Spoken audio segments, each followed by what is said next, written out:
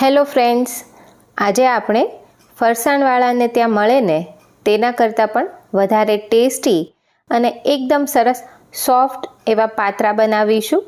અને પાત્રાનો વઘાર થોડો અલગ રીતે કરીશું ને તો પાત્રા ખાવામાં સરસ પોચા અને ગળામાં અટકે નહીં ને તેવા તૈયાર થશે. તો આ રીતે તમે પણ ટ્રાય કરજો અને જો રેસીપી ગમે તો વિડીયોને લાઈક કરી ચેનલને સબસ્ક્રાઈબ કરી દેજો. તો સૌથી પહેલાં અહીં પાત્રા બનાવવા મિક્સર જારમાં 1 ચમચી આખા ધાણા અને અડધી ચમચી વરિયાળીને સેજ શેકીને લઈશું અને તેને આ રીતે થોડું દરદરું રહે એવું ક્રશ કરી લઈશું. એ પછી તેમાં 2 મોટા ટુકડા આદુના, 2 તીખા લીલા મરચાં અને 12 થી 15 કળી લસણ લઈશું. અહીં પાત્રામાં તીખાશ તમને જેવી ગમે એ પ્રમાણે લીલા મરચાં લેવાના છે. અને સાથે મેં અહીં થોડી ધાણાની જે કૂણી દાંડલી આવે એ લીધી છે. આનાથી ટેસ્ટ બહુ સરસ આવશે. તો જો તમારી પાસે હોય તો ચોક્કસથી લેવાની. અને આ બધી વસ્તુને પણ આ રીતે ક્રશ કરી લઈશું. હવે પાત્રા માટેનું ખીરું બનાવી લઈએ. તો એના માટે મેં અહીં 1.5 કપ ચણાનો લોટ લીધો છે. અને પાત્રા સરસ સોફ્ટ બને એના માટે 2 ચમચી ચોખાનો લોટ લઈશું. અને પાત્રા ખાતી વખતે ગળામાં અટકે નહીં એ માટે 2 ચમચી જુવારનો લોટ લઈશું. તો ચણાના લોટ સાથે આ બંને લોટ પણ જો મિક્સ કરીએ ને તો પાત્રા ખાવામાં બહુ જ સરસ પોચા બનશે. હવે લોટમાં 1.5 પાવડા જેટલું તેલ નાખીશું. સાથે સ્વાદ પ્રમાણે મીઠું, 1/4 ચમચી લાલ મરચું પાવડર. તો અહીં કલર ખીરાનો સરસ આવે એ માટે લાલ મરચું લીધું છે.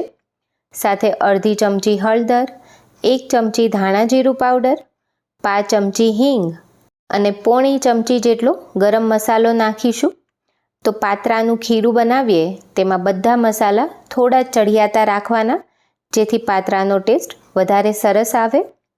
એ પછી તૈયાર કરેલ આદુ મરચાં લસણની પેસ્ટ લઈ લેશું અને બધી જ લઈ લેવાની છે. સાથે તેમાં ગોળ અને આમલીનું પાણી એડ કરીશું. તો અહીં મેં ગોળ અને આમલીને બાફી લીધા હતા અને પછી ગાળીને આ પાણી તૈયાર કર્યું છે.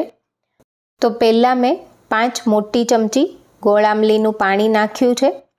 આ પાણીમાં માત્ર ગોળ અને આમલી જ છે, બીજું કશું જ નથી નાખેલું. ખીરું મિક્સ કરીશું અને હજી ફરી 3 થી 4 ચમચી આ ગોળ આમલીનું પાણી નાખીશું. તો જો પાણી વધારે ઘાટું હોય તો ઓછા પ્રમાણમાં નાખવાનું અને એ પછી જરૂર પ્રમાણે પાણી એડ કરતા જઈ પાત્રામાં લગાવવાનું ખીરું બનાવીશું.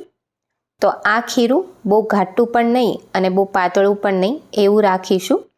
અત્યારે તમે જોઈ શકો છો ખીરાની એક ધારી ધાર પડે એટલું પાતળું પણ નથી. હવે તેમાં ચપટી જેટલો ખાવાનો સોડા નાખીશું જેનાથી પાત્રા સરસ અંદરથી થોડા ફૂલશે અને સોફ્ટ થશે. તો પાત્રા માટેનું ખીરું તૈયાર છે. અહીં મેં પતરવેલના પાન લીધા છે. તો નાના અને મોટા બંને મિક્સ સાઇઝના થઈને લગભગ 16 જેટલા પાન છે. અને પાન લઈએ ને ત્યારે જે આ આગળનો ભાગ હોય ને તેમાં માટી બહુ જ હોય છે. તો તેને થોડીવાર પલાળી રાખી પાનને સરસ સાફ કરી લેવાના અને પછી લૂછી લેવાના. એ પછી પાનની નસ કાઢવા અત્યારે આપણે કાતરનો ઉપયોગ કરીશું જેથી કરીને પાનની નસ બહુ જ ઝડપથી નીકળી જશે.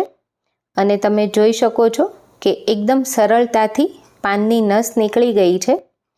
નસ કાઢતી વખતે થોડું પાન આ રીતે ફાટે ને તો પણ કંઈ જ વાંધો નહીં. તમે ખીરું લગાવશો તો એ એકદમ સરળતાથી તો પણ લગાવી જ શકાશે. તો વચ્ચેની નસ કાઢી જે સાઈડની જાડી નસ હોય ને એ પણ થોડી થોડી કાપી લઈશું.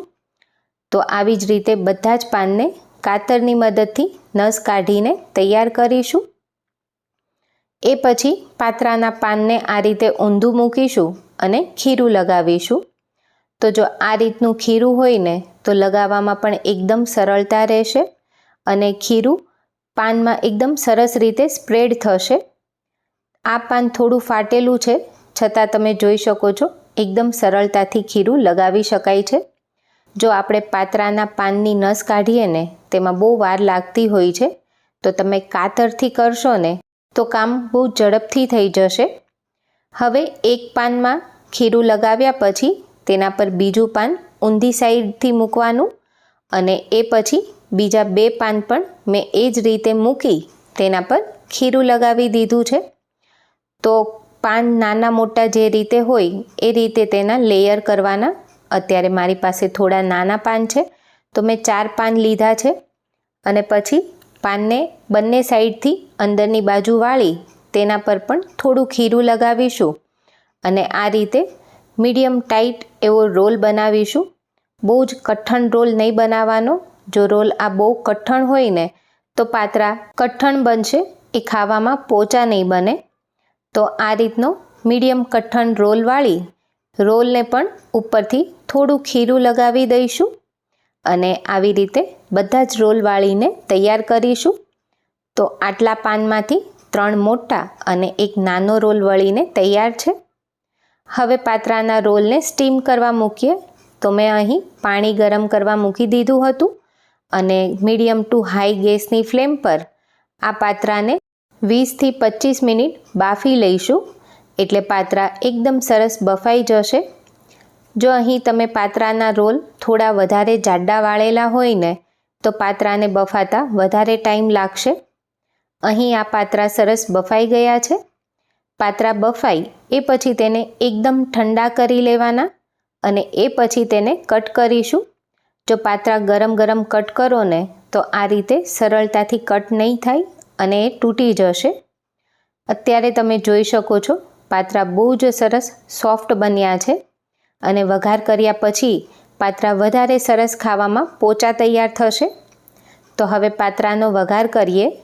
જેના માટે 2 પાવડા તેલ લીધું છે. તેલ ગરમ થાય એટલે તેમાં અડધી ચમચી રાઈ સરસ ફૂટે એટલે 5 ચમચી હિંગ અને 1 લીલું મરચું આ રીતે રીંગ કટ કરીને એડ કરીશું. સાથે 2 મોટી ચમચી તલ નાખીશું અને સાથે જ 1 ચમચી મેં લીલા નાળિયેરનું છીણ લીધું છે. અહીં તમે સૂકા નાળિયેરનું જે રેડીમેડ છીણ આવે એ પણ લઈ શકો. તો જો પાતરાના વઘારમાં નાળિયેરનું છીણ નાખશો ને તો પાતરાનો ટેસ્ટ બહુ જ સરસ આવશે.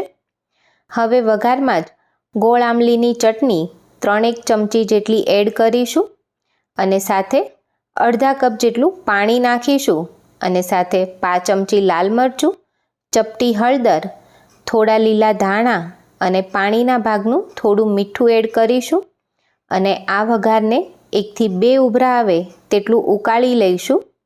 એ પછી તેમાં કટ કરેલા પાતરા એડ કરીશું.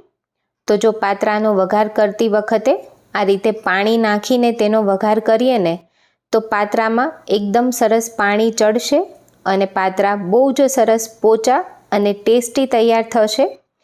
તો વઘારનું જે પાણી છે એ પાતરામાં સરસ પીવાઈ જાય ત્યાં સુધી તેને કૂક કરીશું અને થોડી વારે મિક્સ કરી લેવાનું. તો તૈયાર છે ફરસાણવાળાને ત્યાં હોય ને એના કરતાં પણ વધારે સરસ પોચા અને ટેસ્ટી પાતરા. તમે પણ એકવાર આ રીતે જરૂરથી ટ્રાય કરજો અને આજની રેસીપી કેવી લાગી એ કમેન્ટમાં જણાવજો. સાથે ચેનલને સબસ્ક્રાઈબ કરી દેજો.